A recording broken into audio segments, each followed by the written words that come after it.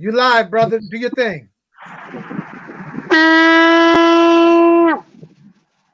Putting out a call to the warrior in you, to the lover in you, the healer in you, the king, the queen in you, and the magician in you. Every single day, we are called to walk in our purpose. Answer the call. Lay down your burden and anything that holds you back and take your place. The battle is everywhere, and it's right in your face. Let's go.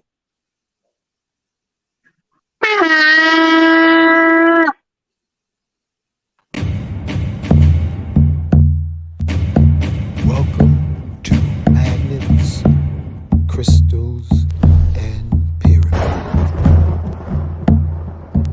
Success is your destiny. Yes. Love, wisdom, power. Remember, always who you are. Yes. Yes. I am love, wisdom, power. Yes. Yes. I am love. Yes. Power. Yes. I am love. Yes. I am love, wisdom, power. Yes. Yes. I am love, wisdom, power. Master. Yes. I am. Yes. Love, wisdom, power. Yes. I am. Say to yourself. Yes. I am protected. Yes. Yes. I am. Master. I am. Yes.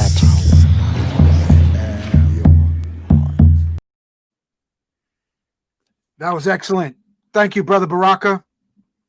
Thank you. That was happening. That was banging. Yo, it's cold out here, man. Yeah, man, get in that car, brother. This right now is supposed to go down to the teens tonight. So you got to get inside the ride. And all of you who have heaters, be careful with them electrical heaters. If you up here in the freezing north, I want to thank everyone for being patient. Working on putting together an excellent program for you tonight. So again, all of us in the audience, let's give brother Baraka, who is out there in the elements, a round of applause. Ashe. Ashe.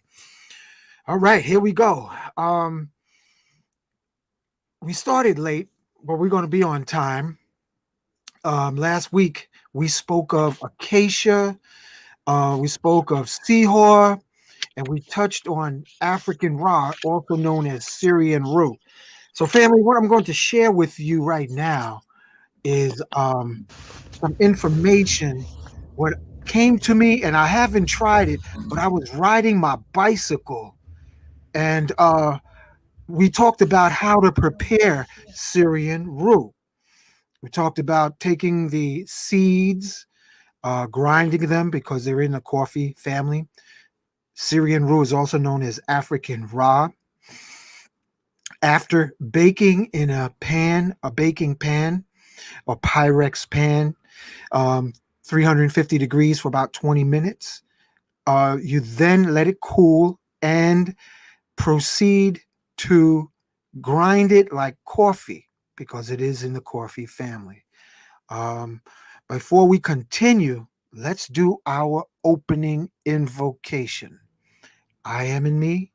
I am in you, the listening audience. I am in the sea of life. In the name of love, I call upon all of the past.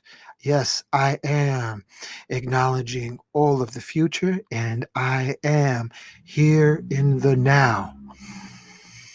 And as I look to the past, as we look to the ancient past, we say, yes, I am forgiving everybody and everyone from my past lives.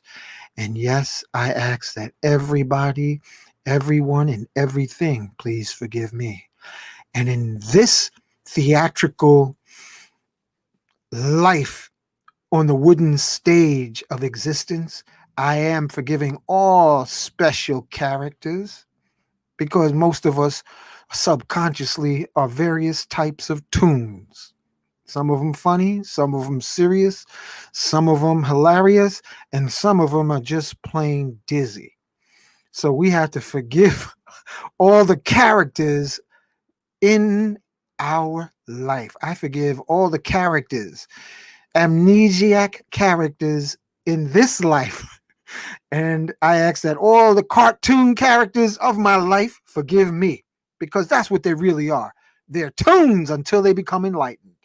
So, with that being said, we are calling upon the forces of nature, calling on Elegba, Oshun, calling on the goddess of love, Oshun, known in many names, calling on Yemaya, Olokun, Shango, Ogun, Ochosi, calling on Obatala, Olodumare, calling on all the forces of nature that lives inside of me, calling on the crystal kingdom, calling on all the forms of life on the earth's surface, and we acknowledge in fire, air, water, earth, ether, and beyond, because we are literally divine beings with amnesia to our true nature.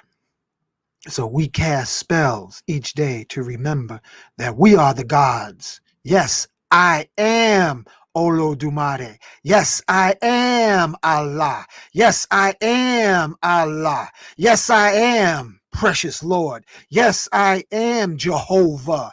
Yes, I am all that ever was, all that ever is, and all that ever will be lives inside of me. And I speak of the heart space, not the monkey mind, chicken head, ego from the neck up. With that, we call upon the ascended masters, angelic forces, Enoch the Ethiopian, now known as Metatron. Please be a part of this show. We call on angel of healing, protection, Archangel Michael. Wrap your wings around our brother Baraka as he's out there in the four directions. Protect our family, friends, and loved ones. And the wind just howled against my window pane, and we say Ashe. Archangel Raphael, Gabriel, Uriel, Archangel Seraphim, Cherubim, welcome and be part of our show tonight. Call on the ascended master ancestors.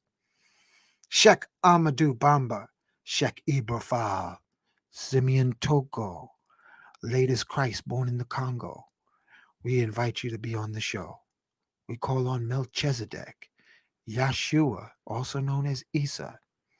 We call on Saint Germain, great divine director, Master Himalaya, Master Shasta, masters, ascended masters of Atlantis, ascended masters of the land of Mu, ascended masters within the earth's interior, ascended masters who are Buddhas, ascended masters who are Krishnas, ascended masters in the likes of Harriet Tubman, Mary McLeod Bethune, ascended masters, Chief Geronimo, Chief Osceola, ascended master Nat Turner, John Brown, Crazy Horse, Sitting Bull, Chief Seattle, ascended masters who walk with us, Marcus Mosiah Garvey, Prophet Noble Drew Ali. And I wish that our ancestors ascend to the velocity of love. Special shout out to Denise Wilson L., who did her transition early in January, who taught me about Moorish law.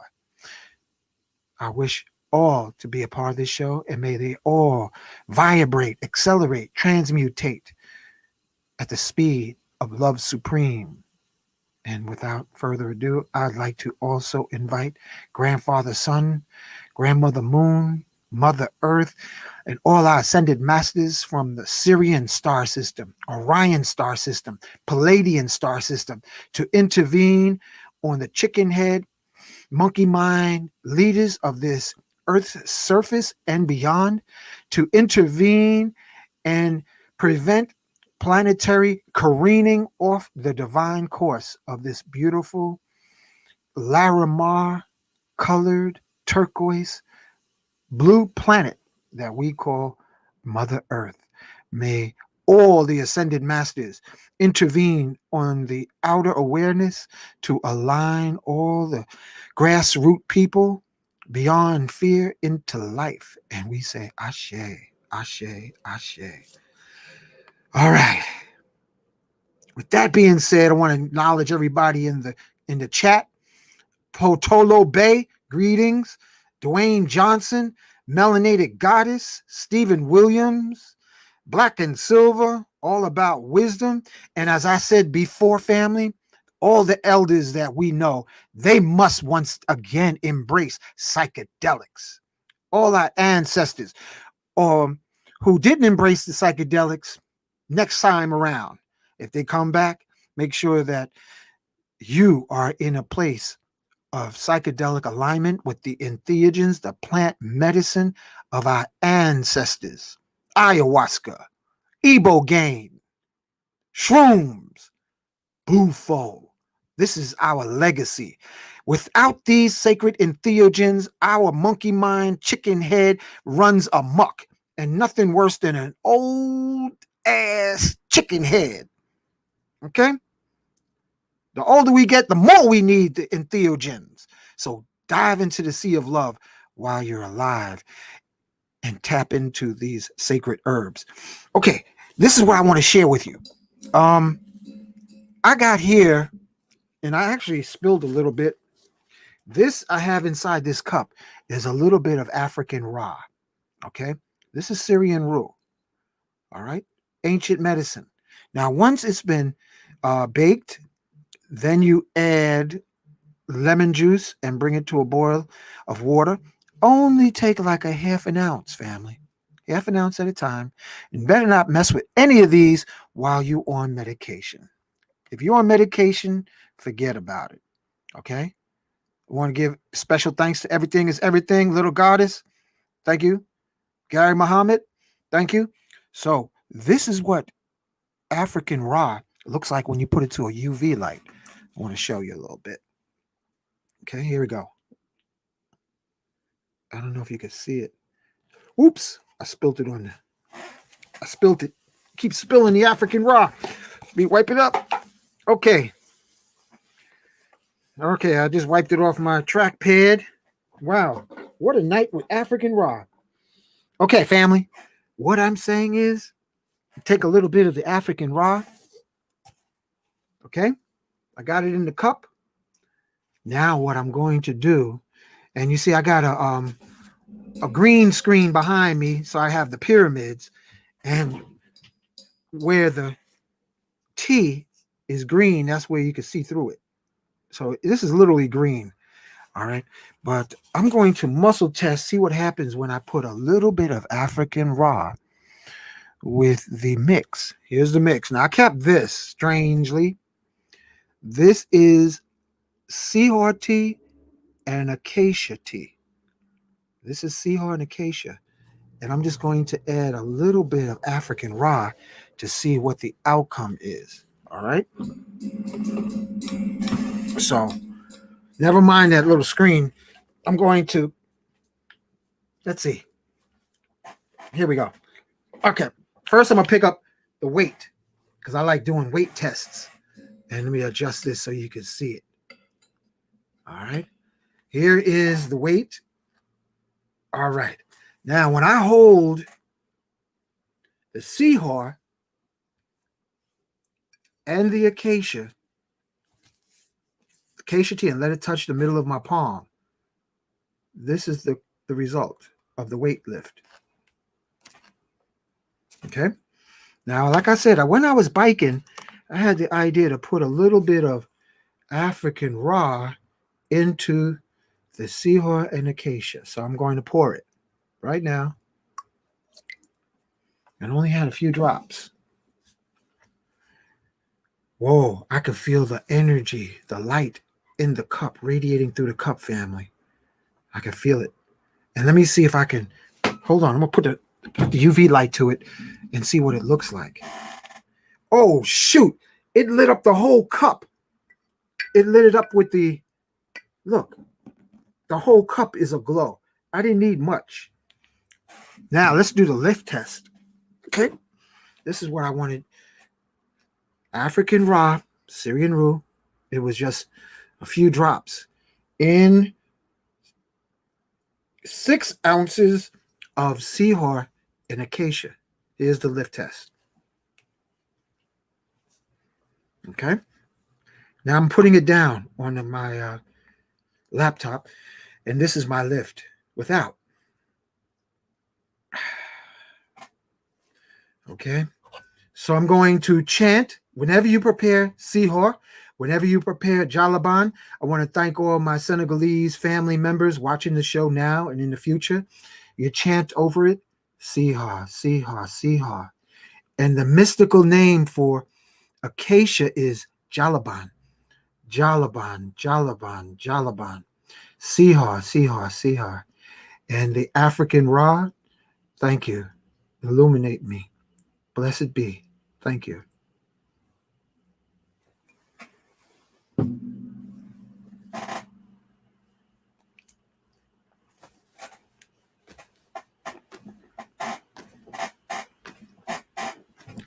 Wow.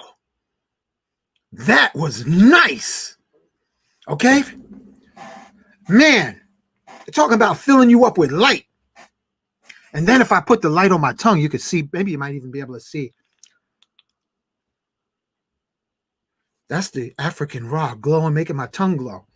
Okay? Now this is the, see, well, you can't really tell. But anyway, I know it'll make you glow. African Raw will make you glow, family. You hear me? Okay, Baraka's gone. So we're just going to drop him for now because you can't see us. But this is what I want to share with you tonight because we're going to get into meditation. Now, our ancestors would meditate with, and I'm going to push this back some because I just feel like pushing it back. Feel like, let me lift this up a little bit. Our ancestors would not meditate without the appropriate herbs because the lowest form of meditation is just doing breath work. You can get there in maybe a half a century or 40 years or 30 years, but why moonwalk across the earth when you can take a jet? Why do that? In the times we living in, we need things to speed us up. So the African Ra, also known as Syrian Rue, increases telepathic transmission, telepathic receptivity, decalcifies the pineal gland, and I sense it also helps to align the heart chakra, which is most important, over the pineal gland, to align the heart chakra with the pineal gland. Also, African Ra has been found to be a treatment and prevention of Alzheimer's, treatment and prevention of what's the other mental state? Alzheimer's, Parkinson's. So what if Muhammad Ali would have gotten some African Ra? Might have been a different outcome. And with this acacia and sihar, I have a little bit of cinnamon and I have a little bit of maple syrup, and it tastes delicious. And to make the best batch, family, use the supercharged water, heating and cooling the water. So there's 3 ingredients in this tea that's literally filling my being with light. Filling me with light. Here, let me grab that 25 again. All right? Yeah, I'm lifting it now with left hand. Damn! It's just getting better. Damn! Getting stronger. Damn! Look out!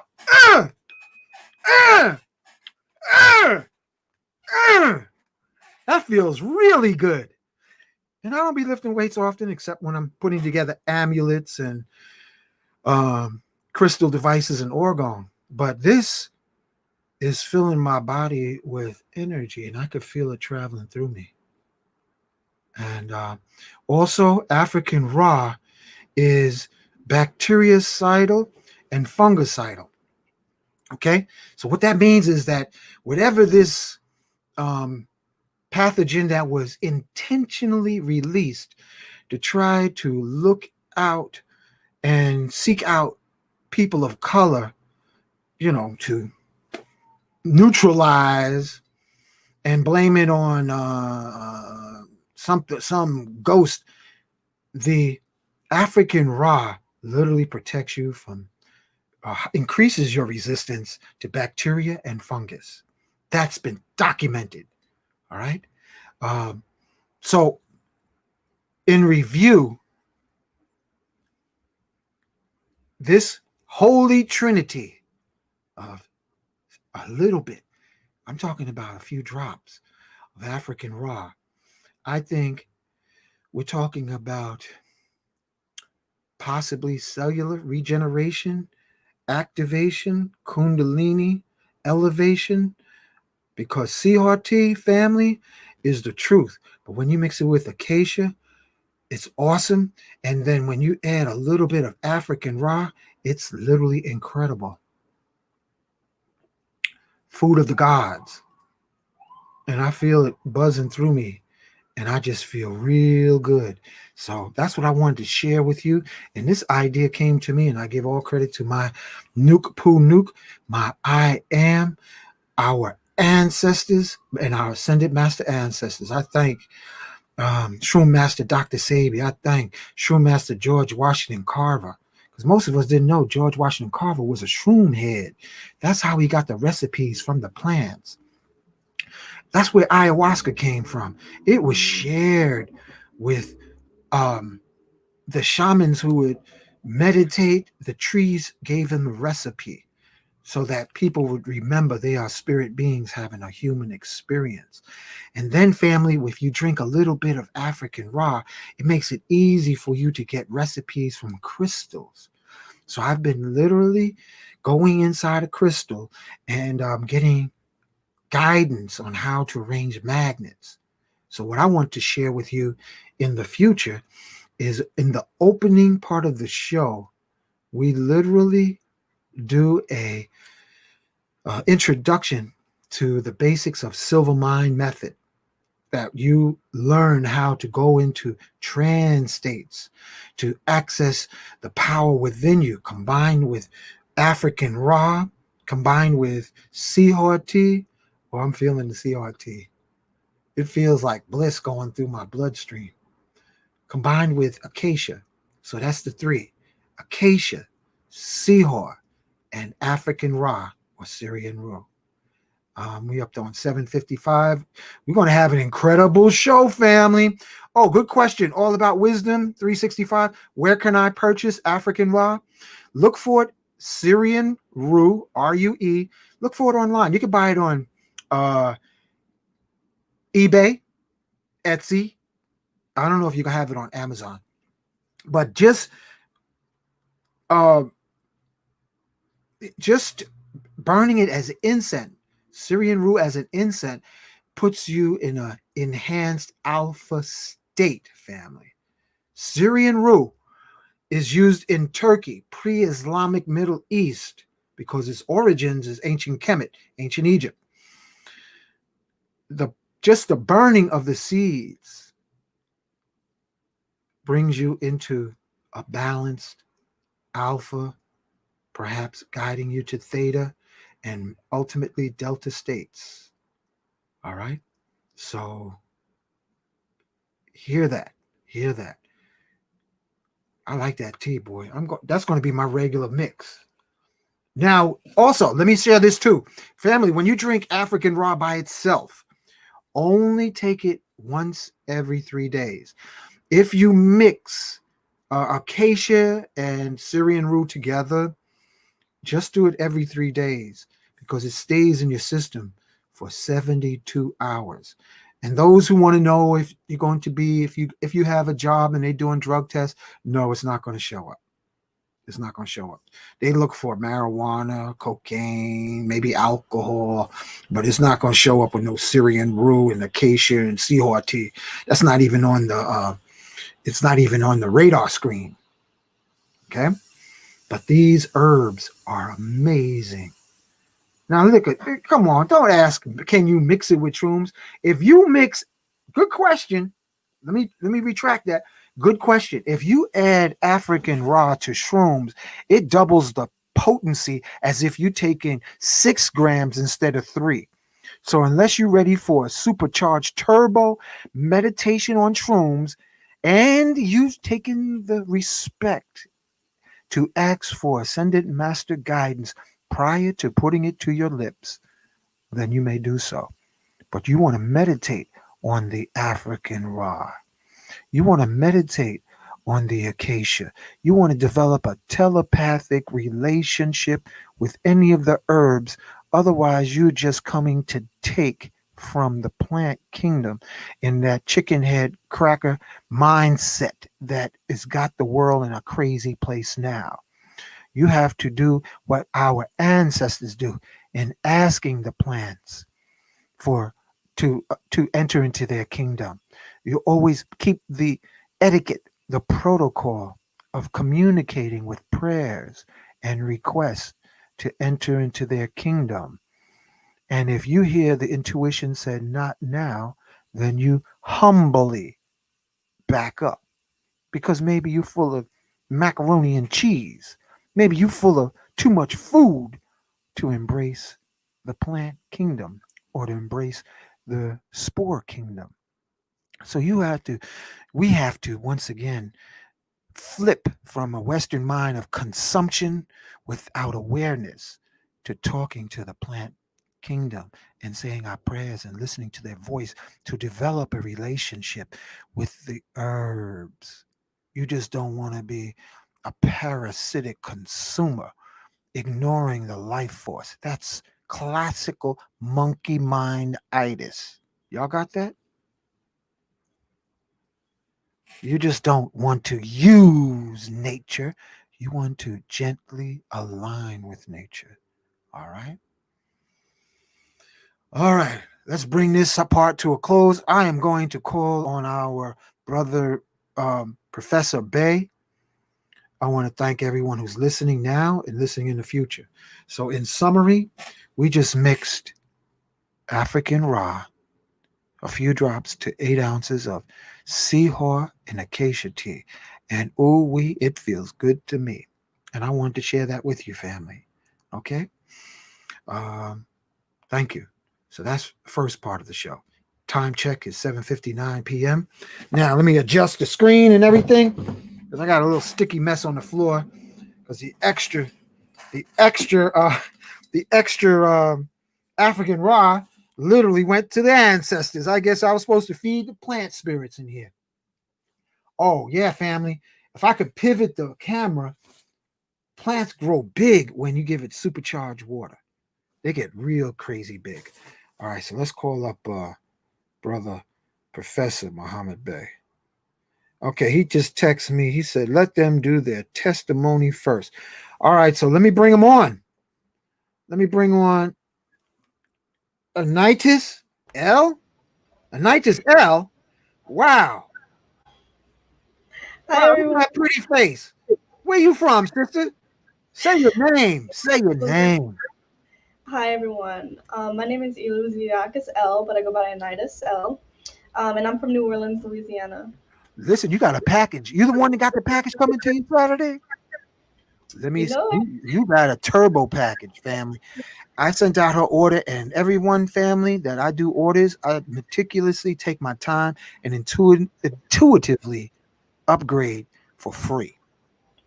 Now, those of you who are too impatient, just go somewhere and watch some tunes because they'll probably remind you of somebody you know.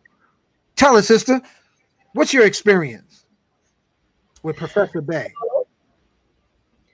So I've worked with Professor Bay, and I gotta tell you, family, I got my EIN number, but it was no walk in the park. Not Wow. initially, at least. Um, I attempted to get it 4 times, and you really have to be persistent with these people because it's like they're specifically trained. I learned that it seems as though they have specific representatives that are like specially trained to handle people who are trying to establish a trust and express trust. And you have to be mindful of that. You have to take what Professor Bay gives you and apply it and be persistent with it because just as in last show, as the last testimonial said, um, these people are no joke. And they are really coming for you. As soon as you mention express trust, they're like, it's like something goes off and they're like, whoa, wait a minute, we can't have that. So you Wow. really have to be persistent. Yeah.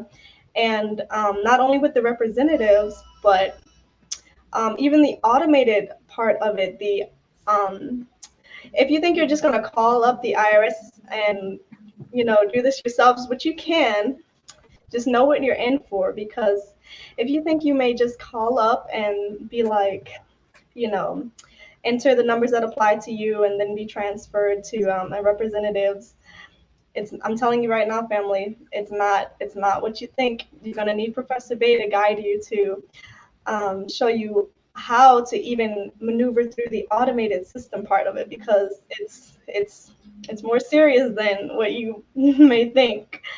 Um, and from what I've learned, it seems as though um, depending on the response you give certain representatives before you actually speak with the representative that's going to handle your application, depending on what information you give, the first representative determines what type of representative you may have potentially for the next part of it. So that's something to keep in mind. You'll know what I'm talking about when you get to that part.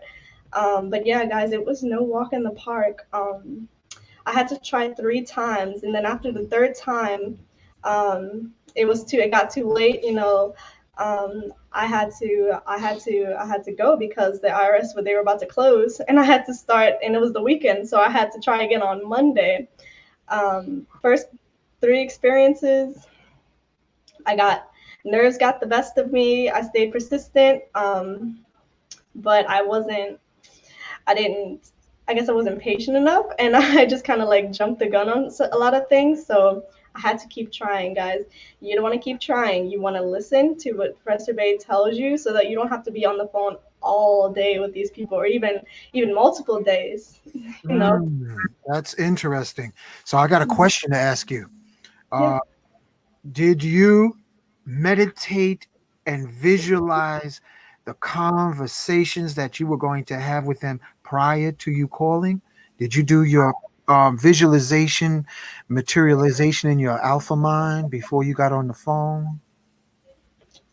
Mr. Hank, I did. I'm so glad that you mentioned meditation earlier in the show, because, guys, after the third attempt, my spirits were a little bit down, but I had to really remember who I was. So I said, okay, over the weekend, they're not open. So I'm going to take this time to go inside, go within, and Mhm. really meditate on what it was that I was trying to achieve, and just remembering who I was, and just remembering that I got this, like, because I'm goddess. That's right. And guys, I have family. I have to tell you, Monday morning, I got up super early. I called these people up, and guys, literally, it was like a miracle. The representative that I got connected with, she was so sweet.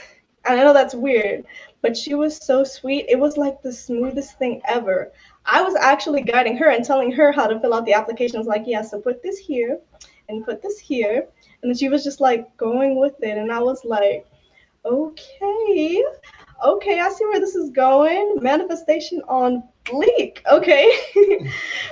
But yes, guys. And the craziest part was she even told me that she was telling me that some of the questions that you will be some parts of the application um, that you'll go through with Mr. Bay, some of those questions, when they ask you, the representatives ask you, they're not even applicable, not necessarily applicable to the application. So she was telling me that. I was like, okay, well, what about did you put this? And then she was like, actually, as soon as you say this, we have a tool, and we don't even have to put um, that other information. It's not even necessary.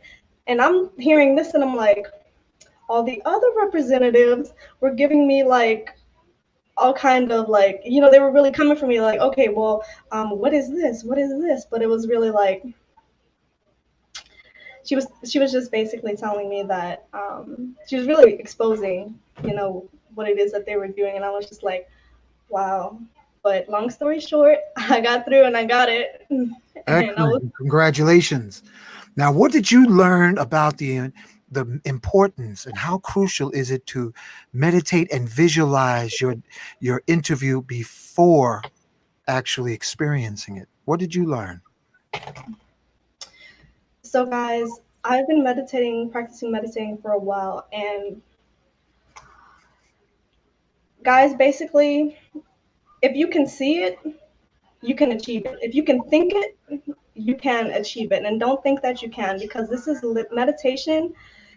It's more than just sitting down, with your eyes closed. It's literally the essence of who we are. And this is what we came to do. This is who we are. This is how life operates. Um, so tips that I would have is just to, if you don't know how to meditate, I would say the simplest thing that I can tell you is that just know what your goal is, have a goal set in mind, and then just envision yourself having it as if you've already achieved it. Simple as that. And just being grateful. It works better if you accompany it with emotions of gratitude and love. That'll really help bring what you want to you. Excellent. Well said. Did you do any of your I am affirmations before you went on the interview? Most definitely. The one that I said the most is that I'm a Moor. I think that's the one that's going to get me through everything, not just getting the EIN number, but through the whole process. Hmm, okay. Excellent. Thank you for sharing. Thank you so much for sharing. Okay. We have Brother James. I don't know if Brother James can hear us because all I see is Yes, yes, an icon. So, Brother James, talk to us, man. yes, yes. Can you? Am I coming in clear? You're coming in clear, man. There Talk we to us. go. What was There your we go. experience? Yes. So, man, Professor Bay. First of all, I found him on this show. So, peace to the family here. For you guys even existing, Hank. Thank you for this platform. But man, listening to Professor, I'll say it like this, just to get into it. Like Professor trains you, like like a spiritual marine going into these conversations, man. He gives you the tools for success. And honestly, before I made my first phone call, and Brother Hank, you was talking on this lightly as well, I made sure I put on like clothes that made me feel powerful. When I was talking to Professor Bay, he was on the line with me for a while, but I think the whole time was like something crazy, like almost like an hour. And he's a busy man, so he just said, "Are you good, brother?" And I was like, "Man, the way you trained me up, I'm definitely good. At least I feel that way, right?" Mhm. So when you're making this phone call, family, make sure your posture straight. We talked about the spiritual mentality going into it. So I'm literally making sure I'm sitting up straight and everything, man. And the call, I got a sister on the line. Was not expecting that, like a young sister at that. And she was basically like, you know, filling out the form, like, okay, what's 2A? What's this? And she didn't really give me too much havoc. And I was like, man, this is too easy, right? And then as soon as I said that, we got disconnected. Like we legit got disconnected. So I had to call back hours later. And I got someone with a little bit more resistance. And even then, man, I just kind of stood on my stone. And once you go in there with that confidence and training, honestly, the Professor Bay put into you, it's rigorous. So going into the conversation made it easy. Honestly, by the time they were just ready to be done with me, like, okay, it was almost like I was talking to an employee after a while. Like, okay, this dude knows who he is, right? And once they realized that, it was kind of me just going forward from that point. To the point I think I had so much power going into it that they didn't even finish collecting all the information from me. I was starting to give like certain blanks that a professor gave to us, and they were like, okay, well, here's your 9-8. And I was like, man, so peace to the guys for that, man. And Brother Bay, the strength that he puts into you is like none other, man. Wow, that's deep, bro. Thank you for sharing. Now, Absolutely. what kind of preparation? So you did you do affirmations, your I am affirmations? Did you do a meditation? Like, what was your techniques before you got into the ring with the IRS? Did you do like Yes. Muhammad Ali and say, I am the greatest? Something like that, man. So me, I'm real like musically inclined. So I played, vibrations that got me up there. If I can say it, a little nip hustle, man, just to get that spirit up super high. And with that, I kind of also recently my dad gave me like this tie-dye hoodie, right? So it's like with that, I'm like, oh man, stuff that I just felt like put on clothes that make me feel powerful. You know what I mean? It makes me feel, thinking like you said, the I am, saying those mantras in my head. And like you said, almost partially envisioning, reaching someone that's going to be easy for me. This is like just seeing the conversation going well. You know what I mean? Sometimes you can even start off your conversation with a smile, man. It's just like that energy is like when it's hard to really explain, to put in words. It's like almost like you got like a shield around you. Anyone who comes in contact with you forced to be blessed, because that's all I'm giving out. You know what I mean? That's all that's around me. This is where the importance of, if you don't have a pistol, you better have a crystal. That's right. That's right. Right. Absolutely, man. And and I'm blessed enough to have a couple of those too, right? So, it's a beautiful thing, man. It is, man. I've had the power and pleasure to come across a great souls, man. And I did actually work with Kalindi Igi, man. So he gave I have one of some powerful things from him, man. And I was blessed enough to have that. But yeah, man, it's all about the power that you walk and carry with you. Absolutely. And you got a family. Let's keep it real.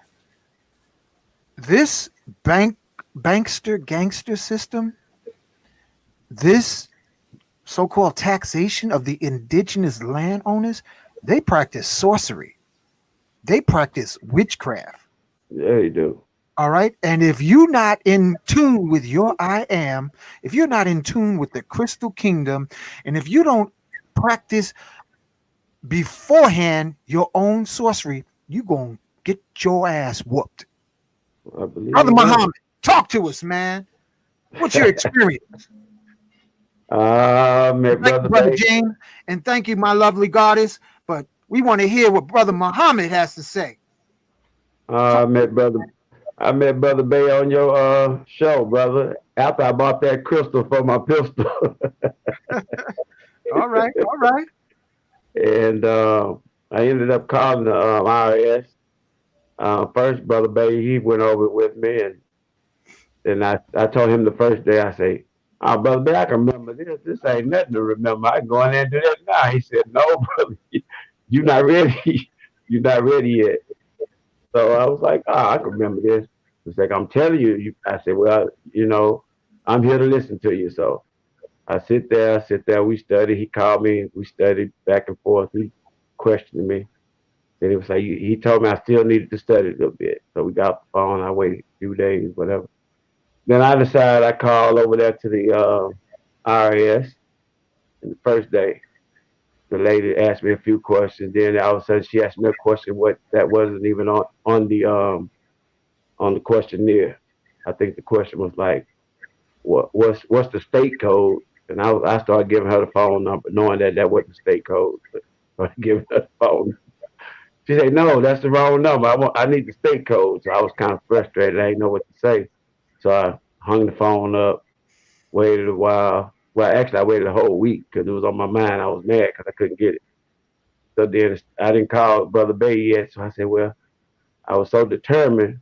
I said, Brother Bay said they was going to be coming at me with stuff, with trickery.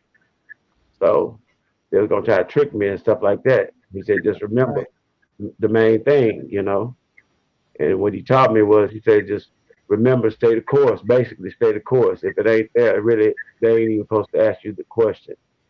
So the night before I did, it was on a Monday. Well, the night before, that was Sunday night, I had did my little affirmation and thought about just beating this person because they was going to try to trick me. So I was expecting them to trick me this time. So then I called back. First time the lady was she was really sassy and mean. She really was. She was like they gatekeepers. Second time, the lady started off really cool, but she ended up being like a real aggressive gatekeeper as well. Because when I was telling her, she was going down the list and I was answering the question, she asked me a question like, "Well, you got a trust over in is the trust already developed in Taiwan, because we use Taiwan?" And I said, "Yes, it's developed." "Well, can you fax it to me?" I said, "No, can't fax you that." And then she went to the next question after she said that. I guess, Wow. because she was trying to throw me off. You ain't supposed to fax that to them anyway. But then she went on down a little bit more, asked me questions, and then I ended up answering the question. So she was like, "You sure?" Kind of like, "You sure you want to do this?" And I was like, "Ma'am, are we finished?" And she was like, "Yes, we're finished." And then she gave me the number. So Mm, everything Brother Bay said, it works. It works. You have to be a little bit persistent sometimes. Sometimes it's easy. Sometimes it's not. You just have to just remember what your mission is, basically. mm, mm, Thank you for Yeah. sharing. Thank you for sharing, Brother Muhammad. Thank you. Yeah. Yeah. All right. We got a sister named Felicia. Um, she has a interesting icon here. I don't know if she can hear us, but if you are, turn off your mic. I mean, turn on your mic. And Felicia, tell us what was your experience and how did you meet Brother Muhammad? Good evening. Good evening. So I actually found out about Mr. Bay through one of your shows, and that's because I tend to follow wherever Dr. Valentine is talking. But I had reached out to Dr. Valentine because I'm in one of his classes, and I was asking him about how I can get my status changed, and he gave me the information for the Moors consulate website. And so I sent them an email, and I'm actually still waiting for them to respond.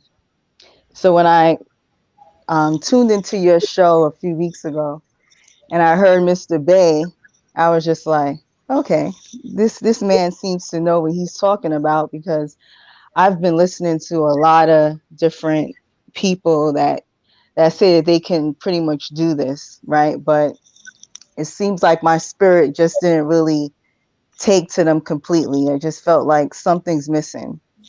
So when I listened to the show and you provided Mr. Bay's information, I emailed him that same night, and he responded like I think the next day. Mm, And I said, okay, this is what I'm talking about, because that's how I am. I'm a woman of my word, and so I'm like, okay, this person is serious. So he told me what his fees were. I said, bam, give me your cash app, right? And I sent him the money. Um, and I think we got started that same day. He's like, okay, get such and such form.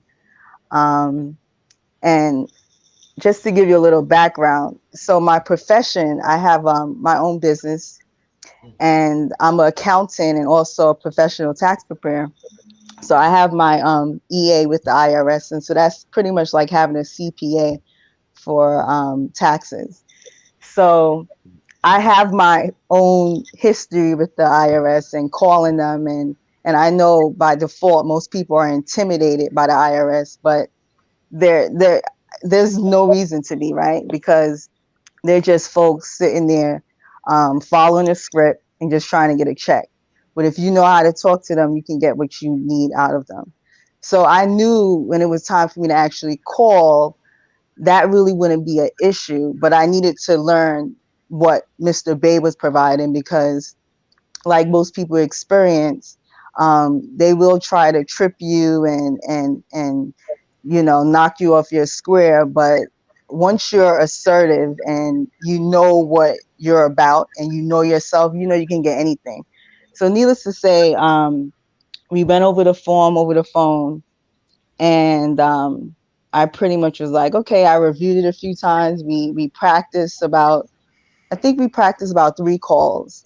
And mm-hmm, then last Friday, so it took me about a week to really get it, because it was last Friday we had our last rehearsal, and it was during the day and we were going over it, and Mr. Bay was like, okay, it seems like you got this. He's like, you want to call? I said yes. So I ended up putting him on hold. We did a 3-way, and then the first number he gave me, it ended up being like, it was like a busy signal. So I was like, okay, cool. So he said call this other number. So I called the other number, and then we got this other department, which we held on for a little bit, and then it was like, okay, well, you got to go to this other department, and so they transferred me. And so while we were holding, I said to Mr. Bay, you know, if you have things to do, don't worry about it. I have a recorder on my phone. I would just sit and wait. And then when it's done, I'll just send you a copy of the call. And so he hung up, and I sat there for about like an hour and a half. And then finally I got this woman on the phone. And to be honest, she wasn't really a challenge. I mean, she kind of literally belabored like the type of entity. It seemed like she was clueless that an express trust even existed. Mm. So, you know, But I can be, I'm sorry, go ahead. We're listening to you, sister. Please continue. Okay. So I mentioned it again. I said, if you look in section such and such, it gives you the options. I said, express trust is not the actual option, but if you go down, it says other, and then you'll have express trust. So I pretty much was like dictating the conversation in a sense. And so she kind of asked me, well, what is the address? And so I was like, this is the address. And I spelled it out for her. And I said, do I need to repeat myself? And I said, well, this is the name of the trust. So I pretty much controlled the conversation. And a lot of the questions that I thought she would have asked me, she didn't. Right. So I think just being experienced, already talking with them, and then having that rigorous training with Mr. Bay, and we constantly kept going over it. And the way he trains you in a sense, right? It's like you don't know what angle he's coming from, but when you constantly practice, it's like you're ready for them. So I was pretty much prepared for anyone that got on that phone, because I knew at the ending of that call, I was going to have my number, period. Right. I wasn't going to get off the phone until I got it. And so that's pretty much what happened. It's like she may have asked the basic questions that were at the top of the form. And then she was like, okay, here's your 9-8 number. And I was like, okay, thank you. And I hung up. And I just got off the phone and I was just smiling. And I was like, I said to my husband, I was like, okay, you're next, baby. We got to get yours. Exactly. And so that same day, I like soon after I got the phone, I text Mr. Bay. I sent them a copy of the actual call, and then I said, okay, now to the trust, and I cashed at them some money. I was like, let's get started, and so that's what we're working on now. Excellent, sister. Excellent. Magnify, magnify. Manifest, manifest. And with that being said, I feel kind of buzzed from the tea, y'all. I'm gonna tell you the truth. I'm feeling good. I want to thank all of you for your testimonies. Um, before we bring on Professor Mohammed Bey, we got to remember, family, that you have to think of yourselves as warriors, healing warriors, healing warriors. That's what you have to see and feel. You have to see and feel and align with your I am. Because what Professor Bay is getting ready to drop on us tonight is going to be some deep stuff. I'm telling you. So without further ado, what tea am I drinking? Eval, you came late, man. I already talked about what tea I'm drinking. But y'all, if you don't know, ask the chat. But without further ado, I'm going to call up Professor Bay because he got, right now it's about 8:30. And before we even close out, is there any closing words? Aniatis L or Felicia, that you want to share with any suggestions you want to share with the audience? Yeah, y'all got this. You got this, guys. Come on now. We got to get back to us. Come on now. It's been too long. We've been tricked for too long. Let's get right again. Right on. Thank you, sister. Thank you. All right. So, one thing, family, about tea, and I'll share that with you next week because we're already knee deep with Professor Bay. You can't be going into. You got to keep your fear on the back burner. You can't be afraid to live.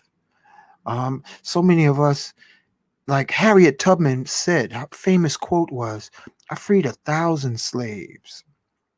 I would have freed 1,000 more had they known that they were slaves." Is that deep? I freed 1,000 slaves. I would have freed 1,000 more had they known they were slaves. That's saying something. Okay? Let's call Professor Bay. Hold on a second. All right. Here it is. Phone's ringing.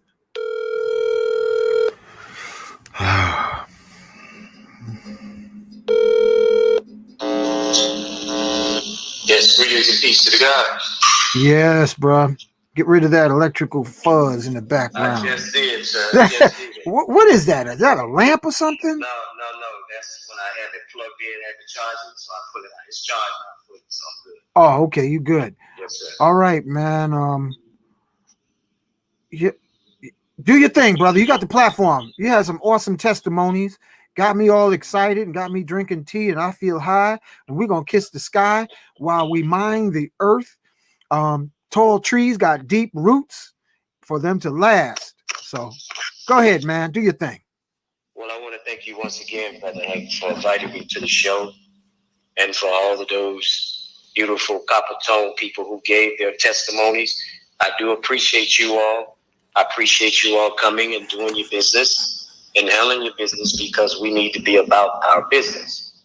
So with that being said, I'm going to give the prayer and then we'll get into it. Allahu Akbar. Allahu Akbar. Allahu Akbar. Allahu Akbar. Allah is the greatest. Allah is the greatest. Allah is the greatest. Allah is the greatest. Ashhadu an la ilaha illallah. Ashhadu an la ilaha illallah. I bear witness that there is no deity but Allah. I bear witness that there is no deity but Allah. Ashhadu anna Muhammadan Rasulullah. Ashhadu anna Muhammadan Rasulullah. I bear witness that Muhammad is the messenger of Allah. I bear witness that Muhammad is the messenger of Allah. Hayya ala salah. Hayya ala salah. Come to prayer. Come to prayer. Hayya ala salah. Hayya ala salah. Come to your good. Come to your good. Allahu Akbar. Allahu Akbar. Allah is the greatest. Allah is the greatest.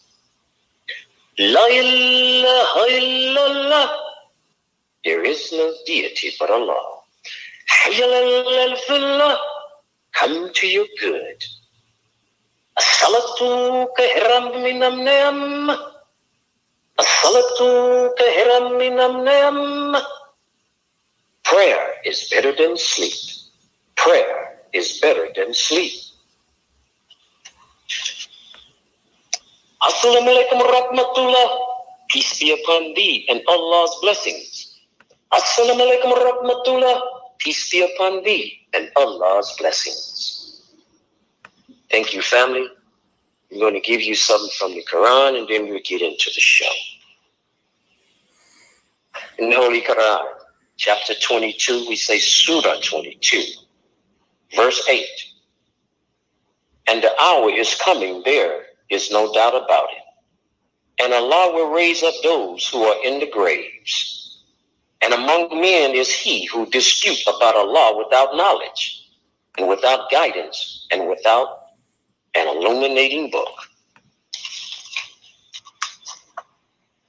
Now I'm in Surah 26, we call it chapter 26, section 11, verse 191, 192, 193, and 194. And surely this is a revelation from the creator of the worlds. The faithful spirit has brought it on thy heart, that thou mayest be a warner.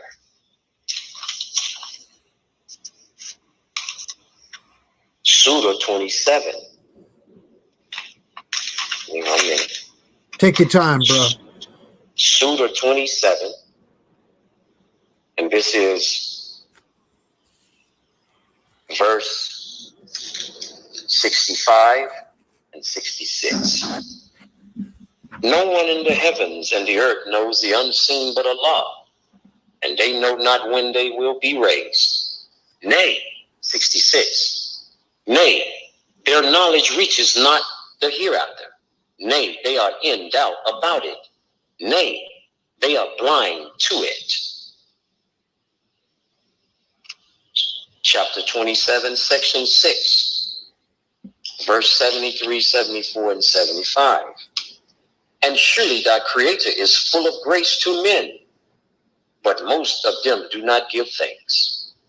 And surely thy creator knows what their breasts conceal and what they manifest. And there is nothing concealed in the heavens and the earth, but it is in a clear book. Thank you, family, for listening, for giving me your attention. And this is, we're going over this because Brother Hank has, I think, blown it up now. You got it up, Brother Hank? Man, it's ready, brother. Okay. And let me make a suggestion, family. You're going to have to go over this material more than once. You're going to have to watch this show more than once, because as I was uploading the material, I was blown away at the diabolical, evil, bent and twisted with hate that they put upon the indigenous people of the land. There is nothing but corporate evil that has frozen our people for untold number of years. I mean, it is just reprehensible evil. I'm ready to bring up the first one, bro. You want me to bring it up? Yeah, bring it up, sir. Okay. First one, family. Page 1. You want me to read it, or you going to read it? Can you see it? Yeah, I can see it. I have it here. You can read it if you want to. Go ahead. You sure? Okay. Yes, go ahead. All right, family, here we go. Hypothetical court testimony of a banker on bank loans. This is the testimony from a banker on a foreclosure. The banker was placed on the witness stand and sworn in. The attorney for the plaintiff-borrower asked the banker, "What is Court Exhibit A?" The banker responded by saying, "This is a promissory note." The attorney then asked, "Is there an agreement between Mr. Smith, who's the borrower, and the defendant?" The banker said, "Yes." Listen close, family. The attorney then asked, "Do you believe the agreement includes a lender and a borrower?" The banker responded by saying, "Yes, I am the lender and Mr. Smith is the borrower." The attorney asked, "What do you believe the agreement is?" The banker responded, "We have the borrower sign a note and we give the borrower a check." The attorney asked, "Does this agreement show the words borrower, lender, loan, interest, credit, or money within the agreement?" The banker responded by saying, "Sure it does." The attorney asked, "According to your knowledge, who was the loan? What to whom according to the written agreement?" The banker responded by saying, "The lender loaned the borrower a $200,000 check. The borrower got the money and the house and has not repaid the money." The attorney noted that the banker never said that the bank received the promissory note as a loan from the borrower to the bank. He asked, "Do you believe an ordinary person can use ordinary terms and understand this written agreement?" The banker said, "Yes." That's page 1, Professor. Okay, I'm gonna take over on page 2. I got it up, okay? Gotcha. All right, I'm pulling up page 2. Page 2. Thanks, Brother Hank. Yep. Save us some time. I had to pull it up. All right, let me adjust the mic so you can. Okay, thank you, sir. There you go. Okay. He said the banker said yes. The attorney asked, "Do you believe you or your company legally own the promissory note and have the right to enforce payment from the borrower?" The banker said, "Absolutely. We own it and legally have the right to collect the money." Now, y'all hear what he said, have the right to collect the money that they never gave. That's the first lie. The attorney asks, "Does the $200,000 note have actual cash value of $200,000? Listen to what he's asking him now. Actual cash value means the promissory note can be sold for $200,000 cash in the ordinary course of business. And this is what the banker said, yes. The attorney asks, "According to your understanding of the alleged agreement, how much actual cash value must the bank loan to the borrower in order for the bank to legally fulfill the agreement and legally own the promissory note?" The banker said $200,000. The attorney asked, "According to your understanding of the alleged agreement, how much actual cash value must the bank loan," pay attention people, "loan to the borrower in order for the bank to legally fulfill the agreement and legally own the promissory note?" The banker said $200,000. Did y'all hear that? The attorney asked, "According to your belief, if the borrower signs the promissory note," here we go now, "and the bank refuses to loan the borrower $200,000 actual cash value, would the bank or borrower own the promissory note?" The banker said the borrower would own it if the bank did not loan the money. The bank gave the borrower a check, and that is how the borrower financed the purchase of the house, which that's a lie.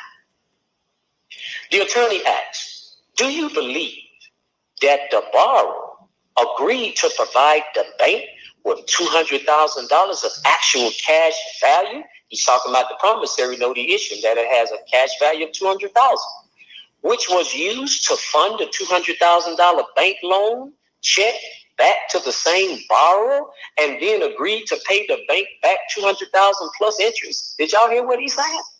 In other words, when you gave the promissory note, you gave them the money in consideration, in equity, and then they flip it back around and give it back to you as a liability for you to pay them, plus interest on it. That's what he's saying right there. The banker said no. If the borrower provides the $200,000 to fund the check, there was no money loaned by the bank, so the bank could not charge interest on money it never loaned. See? The attorney asks, if this happened, in your opinion, would the bank legally own the promissory note and be able to force Mr. Smith to pay the bank interest and principal payment? The banker said, I am not a lawyer, so I cannot answer legal questions. Oh, y'all hear what he's saying now, right? The attorney asks, is it bank policy that when a borrower, talking about you now, receives a $200,000 bank loan, the bank receives $200,000 actual cash value from the borrower? You're giving it to him. That this gives value to a $200,000 bank loan check. And this check is returned to the borrower as a bank loan, which the borrower must repay. The banker said, I do not know the bookkeeping entry. See that word right there, bookkeeping entry. Pay attention to that word. The attorney said, I am asking you if this is the policy. The banker responded, I do not recall. Oh, he backing him up now in the corner now. The attorney again asked, do you believe the agreement between Mr. Smith and the bank is that Mr. Smith provides the bank with actual cash value of $200,000, which is used to fund a $200,000 bank loan check back to himself, which he is then required to repay plus interest back to the same bank? Sound like an oxymoron. The banker said, I am not a lawyer. Sounding like you want to plead the fifth. The attorney said, did you not say earlier that an ordinary person can use ordinary terms and understand this written agreement? The banker said yes. The attorney handed the bank loan agreement marked Exhibit B to the banker. He said, is there anything in this agreement showing the borrower had knowledge or showing where the borrower gave the bank authorization or permission for the bank to receive $200,000 actual cash value from him in the note and to use this to fund the $200,000 bank loan check, which obligates him to give the bank back $200,000 plus interest? The banker said no. The lawyer asked if the borrower provided the bank with actual cash value of $200,000, which the bank used to fund the $200,000 check, and returned the check back to the alleged borrower as a bank loan check. In your opinion, did the bank loan $200,000 to the borrower? Now look at what he said. The banker said, in that case, no. The attorney asked, if a bank customer provide actual cash value of $200,000 to the bank, and the bank returns $200,000 actual cash value back to the same customer, is this swap or exchange of $200,000 for $200,000? The banker replied, yes. Hope y'all getting it. The attorney asked, did the agreement call for an exchange of $200,000 swap for $200,000, or did it call for a $200,000 loan? The banker said, a $200,000 loan. The attorney asked, is the bank to follow the Federal Reserve policy and procedure when banks grant loans? Listen up, people. Listen up. It's the book I was telling you about. It's what he's asking. Let me read it again. Is the bank to follow the Federal Reserve bank policy and procedure when banks grant loans? The banker said yes. The attorney asked, what are the standard bank bookkeeping entries for granting loans according to the Federal Reserve bank policies and procedure? The attorney handed the banker Fed publication Modern Money Mechanics, marked Exhibit C. The banker said the promissory note is recorded as a bank asset. Did y'all hear what he just said? When you give it to him, family, it's recorded as a bank asset, and a new matching deposit liability is created. You just created a liability, but you gave them an asset at the same time. Then we issue a check from the new deposit back to the borrower. You see, this is something to ponder. So he's giving him, saying he's giving him back what he had initially loaned him, which was the $200,000 promissory note, which was actual cash value. The attorney asked, is this not a swap or exchange of $200,000 for $200,000? The banker said, this is the standard way we do it. In other words, that's the criminal way they do it. The attorney said, ask the question, is it a swap or exchange of $200,000 actual cash value for $200,000 actual cash value? If the note funded the check, Must they not both have equal value? The banker then pleaded the Fifth Amendment. Didn't I tell you he was going to that Fifth Amendment? The attorney asks, if the bank's deposit liability increase, do the bank's asset increase? An asset that has actual cash value? The banker said, yes. Y'all got to understand what he's asking in there. If the bank deposit liability increase, do the bank assets increase? An asset that has, yes, it does, because that's what they receive. When you give them the promissory note, you're giving them cash in hand. They're going to securitize and monetize. That's what he's telling him right there. The attorney asked, is there any exceptions? The banker said, not that I know of. Hold on. I want to make sure I got the page right. Page 6. I'm sorry, Hank. Page 4. Okay, hold on. Page 4. Page 4. I'm sorry, I should have told you the page. Oh, okay. All right. Go ahead. On page 4. You want me to go back to the top? Yeah. Go ahead. Let me go back to the top. It says the attorney handed the bank loan agreement marked Exhibit B. Okay, hold on. Let me find it. I got it on the screen. Okay, yeah, I got it. Now I might have had a mixed up family, but if you really want to read this, you get with Professor Bay, and you can also get Martin Money Mechanics. He's just dropping the information, as you can see. Go ahead, bro. Okay, I see. The attorney handed the bank loan agreement Exhibit B, right? Yeah, that's it. Okay, I'm just going back. The attorney handed the bank loan agreement marked Exhibit B. I'm just going back, family, so you all can see where he was. He said, is there anything in this agreement showing the borrower had knowledge or showing where the borrower gave the bank authorization or permission for the bank to receive $200,000 actual cash value from him in the note and to use this to fund the $200,000 bank loan check, which obligates him to give the bank back $200,000 plus interest? The banker said no. The lawyer asked if the borrower provided the bank with actual cash value of $200,000, which the bank used to fund the $200,000 check and returned the check back to the alleged borrower as a bank loan check. In your opinion, did the bank loan $200,000 to the borrower? The banker said, in that case, no. The attorney asked, if a bank customer provide actual cash value of $200,000 to the bank, and the bank returns the $200,000 actual cash value back to the same customer, is this swap or exchange of $200,000 for $200,000? The banker replied, yes. The attorney asked, did the agreement call for an exchange of $200,000 swapped for $200,000, or did it call for a $200,000 loan?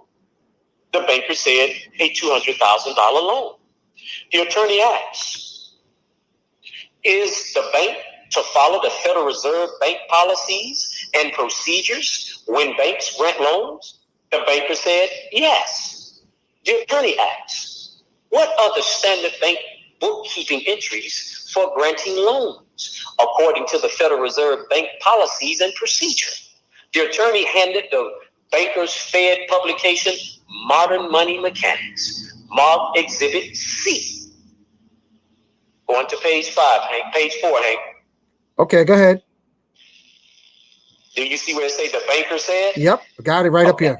Thank you. The banker said, the promissory note is recorded as a bank asset.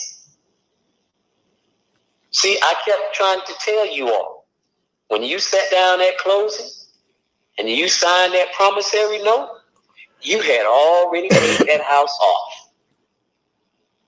See, so I ain't saying it. Modern Money Mechanics says it. And a new matching deposit liability is created. Then we issue a check from the new deposit back to the borrower. This is something to ponder, I said. The attorney asked, is this not a swap or exchange of $200,000 for $200,000?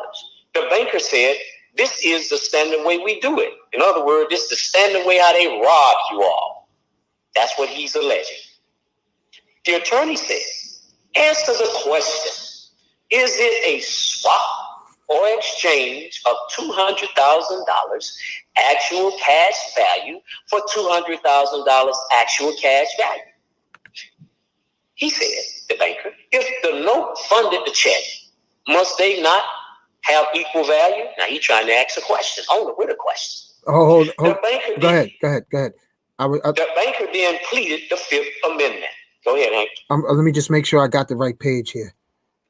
Yeah, we on page 4 still. Oh, okay. All right. You see where it says Fifth Amendment? No, but go ahead anyway. Go ahead. Okay. Family, if it doesn't follow sequence, that's because of me. I was trying to get this right, but modern money mechanics, you can get it all. Go ahead, Professor, read it. The attorney asks, if the bank's deposit liability increase, do the bank's asset increase an asset that has actual cash value? The banker said yes. The attorney asks, is there any exception? The attorney asks, so the bank records a new deposit and records an assets on the bank books having actual cash value. That means that's the promissory note that you gave to the banker, family. Would the actual cash value always come from a customer of the bank or an investor or a lender to the bank? Listen to his answer. The banker thought for a moment and said, yes. Did y'all catch that? Let me read that one again. The attorney asks, so the bank records a new deposit and records an asset on the bank's books having actual cash value. That's the promissory note that you gave. Would the actual cash value always come from a customer of the bank or an investor or a lender of the bank? The banker thought for a moment and said yes. The attorney asked, is it the bank policy to record the promissory note as a bank asset offset by a new liability? The banker said yes. The attorney said, does the promissory note have actual cash value equal to the amount of the bank loan check? Listen to what he said. The banker said yes. The attorney asked, does this bookkeeping entry prove that the borrower provided actual cash value to fund the bank loan check? The banker said, yes, it does. The bank president told us to do it this way. I told you this is the way they do their business. Frauding you. I went to page 5, Brother Hank. I got you. Okay. The attorney asked, how much actual cash value did the bank loan to obtain the promissory note? Listen to his answer. The banker said, nothing. Didn't you all hear me tell you all that you get nothing from them? When in the National Currency Act, it tells you in there, and I think it's in Article 8, they say they're supposed to loan you money for real securities. They're supposed to loan you money. The attorney asked, how much actual cash value did the bank receive from the borrower? Listen to what he said. The banker said $200,000. That's your promissory note that you gave him. The attorney said, is it true you received $200,000 actual cash value from the borrower, plus monthly payments? Listen to it, family. Plus monthly payments. And then you foreclosed and never invested 1 cent of legal tender or other deposits money to obtain the promissory note in the first place. Is it true that the borrower financed the whole transaction? Listen to his answer. The banker said, yes. The attorney asked, are you telling me the borrower agreed to give the bank $200,000 actual cash value for free, and that the banker returned the actual cash value back to the same person as a bank loan? The banker said, I was not there when the borrower agreed to the loan. Oh, he's trying to get it up off him now. The attorney asked, do the standard Fed publication show the bank received an actual cash value from the borrower for free? and that the bank returned it back to the borrower as a bank loan? The banker said yes. The attorney asked, do you believe the bank does this without the borrower's knowledge or written permission or authorization? The banker said no. The attorney asked, to the best of your knowledge, is there written permission? Now you're getting with the law now. Is there a written permission or authorization for the bank to transfer $200,000 of actual cash value from the borrower to the bank and for the bank to keep it for free? The banker said no. I told you they was hijacking. Does this allow the bank to use this $200,000 actual cash value to fund the $200,000 bank loan, check back to the same borrower, forcing the borrower to pay the bank $200,000 plus interest? The banker said yes. The attorney said, if the bank transferred $200,000 actual cash value from the borrower to the bank, in this part of the transaction, did the bank loan anything of value to the borrower? Now listen to what he says. The banker said no. He knew that the bank must first deposit something having actual cash value, cash, check, or promissory note to fund a check. This is something to ponder. Did you all hear what I just read? Let me read it again. The banker said no. He knew that the bank must first deposit something of actual cash value, family. Cash, check, or promissory note to fund a check. In other words, layman terms, you gave them the cash to fund their so-called check. You supported the whole shebang, in other words, from start to finish. The attorney asks, is it the bank policy to first transfer the actual cash value from the alleged borrower to the lender for the amount of the alleged loan? The banker said yes. The attorney asked, does the bank pay IRS tax on the actual cash value? Listen up, people. Transferred from the alleged borrower to the bank as income. The banker answered no, because the actual cash value transferred showed up like a loan. See that fraud now, from the borrower to the bank, or a deposit, which is the same thing. So it is not taxable. This is something to ponder. The attorney asked, if a loan is forgiven, is it taxable?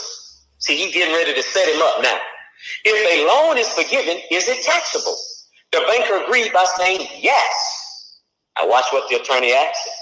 The attorney asked, is it the bank policy to not return the actual cash value that they receive from the alleged borrower unless it is returned as a loan from the bank to the alleged borrower? Yes, the banker replied. The attorney said, you never pay taxes on the actual cash value you receive from the alleged borrower and keep the bank property. No taxes paid, said the crying banker. The attorney asked, when the lender received the actual cash value from the alleged borrower, does the bank claim it then owns it and that it is the property of the lender without the bank loaning or risking 1 cent of legal tender or other deposit money? The banker said yes. The attorney asked, are you telling me the bank policy is that the bank owns the promissory note, actual cash value, without loaning 1 cent of other deposit money or legal tender, that the alleged borrower is the one who provided the fund deposited to fund the bank loan check, and that the bank gets funds from the alleged borrower for free, paying them monthly payments? That's what he's asking. Is the money then returned back to the same person as a loan which the alleged borrower repays when the bank never gave up any money to obtain the promissory note? Am I hearing this right? I give you equivalent of $200,000. This is the attorney still talking. You return the funds back to me, and I have to repay you $200,000 plus interest. Do you think I'm stupid? In a shaking voice, the banker cried, saying, all the banks are doing this. Congress, your corporation, Congress, CEOs of that corporation, Congress allows this. The attorney quickly responded, does Congress allow the banks to breach written agreements, use false and misleading advertisement, act without written permission, authorization, and without the alleged borrower's knowledge to transfer actual cash value from the alleged borrower to the bank and then return it back as a loan? The banker said, but the borrower got a check and the house. The attorney said, is it true that the actual cash value that was used to fund the bank loan check came directly from the borrower and that the bank received the funds from the alleged borrower for free? Is it true? Said the bank. Is it true? Said the bank. The attorney asked, is it the bank policy to transfer actual cash value from the alleged borrower to the bank and then to keep the funds as the bank's property, which they loan out as bank loans as if they actually own it and loan their own money? The banker, showing tears of regret that he had been caught, confessed yes. The attorney asked, what is the bank intent to receive actual cash value from the borrower and return the value of the funds back to the borrower as a loan?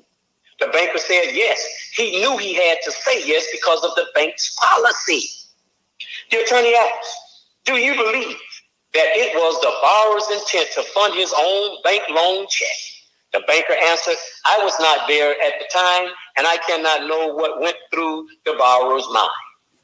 The attorney asked, if a lender loans a borrower $10,000 and the borrower refused to repay the money, do you believe the lender is damaged? Ooh, setting him up again. The banker thought, if he said no, it would imply that the borrower does not have to repay. If he says yes, it would imply that the borrower is damaged for the loan to the bank, of which the bank never repaid. The banker answered, if a loan is not repaid, the lender is damaged. So in other words, you all are damaged because you all were the lender that gave the bank money, not the other way around. So you got damaged when they didn't give you no consideration. Hope you all follow that. The attorney asked, is it the bank policy to take actual cash value from the borrower, use it to fund the bank loan check, and never return the actual cash value to the borrower? The banker said, the bank returned the fund. Liar. Go to page 8, Hank. I got it. I got it. The attorney asked, was the actual cash value the bank received from the alleged borrower returned as a return of the money the bank took, or was it returned as bank loan to the borrower? The banker said, as a loan. The attorney asked, how did the bank get the borrower's money for free? The banker said, that is how it works, and that's the truth. The attorney, no more questions, Your Honor. Damn. You see, family, let me say this. All the bankers need to be in jail. Your banks are what you call they receive money from you. They don't give you money. When you give them that promissory note, you giving them money in hand. It kind of sounds weird to you, I know. But you got to ask yourself the question. In order to get consideration, consideration must be given. So I ask you the question. When you sat down and you signed, did you get any consideration? Because when you were signing the promissory note, you was giving them the security, family. You had given them actual cash value. I know it's just hard to wrap around that brain. I get it. But listen, I just read it to you. I want all of you go get this book called Modern Money Mechanic right here on page 6.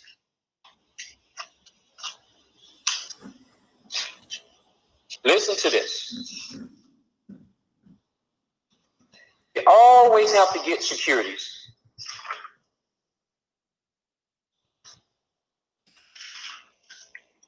Bank deposit, how they expand or contract. This is on page 5 of 50 of Modern Money Mechanics. Listen to what it says. Let assume that expansion in the money stocks is desired by the Federal Reserve to achieve its policy objectives. One way the central banks can initiate such an expansion is through purchases of securities in the open market. You heard me just say it. When you sit down and you sign that promissory note, you're giving them a security. Actual cash value in hand. I don't know no other way I can say it plainly. Payments for the security adds to bank reserves. So you see, so every time you're issuing them a security, it adds to their bank reserve on the open market. So in other words, you've been funding these banks all your life. And you have been thinking that they were giving you something. So I told you this is what makes you and I a slave. This is what makes you and I a slave. I hope you all really getting this. Well, they got a chance to look this over again and again because you've been miseducated from the cradle, family. We got to take these in pieces. Professor, go ahead. Let me get this one out right quick. I want them to hear this. This is on page 7 in the Modern Money Mechanic book. It says, expansions take place only if the banks that hold these excess reserves increase their loans or investment. Loans are made by crediting the borrower's account, i.e. by creating additional deposit money. That's talking about you all. Your credit. They're issuing you that promissory note, and then they're getting your credit. I told you they go do what you call an assessment of your assets. So this is why I keep telling you all. Remember I kept telling you all about income statement. Get your income statement because you are issuing them money, not the other way around. But you must be in trust to do it. You are the banks, and they are the borrowers. In other words, if I can say it plainly like that, you are the bankers, and they are the borrowers. And when you go into that trust, that's exactly what you're going to be acting and functioning like, a banker. All right, my brother Hank. That's incredible, We're bro. gonna do this again. We're going to do this again, family. I want to thank you, family. Look, I'm putting up the banners right now. This is just the appetizer. Mr. Bay, 33169 at gmail.com. 786-624-8257. And we do have a cash app. Hank, Should I put that up? on the cash app, read it this way. Read the $ first, and then go back to the name. Okay, hold on. Let me put that up. $ Alfred Thompson, $ Moores. See where you see $, then follow it on from what you see now. I think it's $ Moores, right? Yeah. 33054, and yeah. then put the name behind that. What do you want me to put behind that? The name. Okay, so hold on a second. Let me make sure. Taking it from the beginning. Cash app, $. What's next? Moores. Oh, I see what you're saying. Hold on. See what I'm saying? Yeah, hold on. It's like you're switching it. Hold on. Copy, cut. Okay, $1 or 2? 1. All right. $1 Moores. What's that? 33054. Uh-huh. And then Alfred Thompson. Okay, hold on. Paste. Okay, got it. All right, save and show. All right, $ Moores 33054, Alfred Thompson. That's the cash app. Thank you, sir. Yep, and I want to thank all the comments. I can't post everything, but we're going to cover part 2 next week. I want to thank you again, Professor Bay. Family, thank you, sir, dude. Thank you for your patience. We started a half hour late today, Professor. It's okay, brother. We got it out. We got it. All right. Good night, y'all. Stay warm. Stay toasty, more than toasty. Say often Yes, I am. Supreme shield of protection surrounding me. Yes, I am. Yes, I am remembering all I was born to do. Yes, I am. Take hold of your crystal, which will magnify your I am affirmations at least 600%. If you don't have a pistol, you better have a crystal.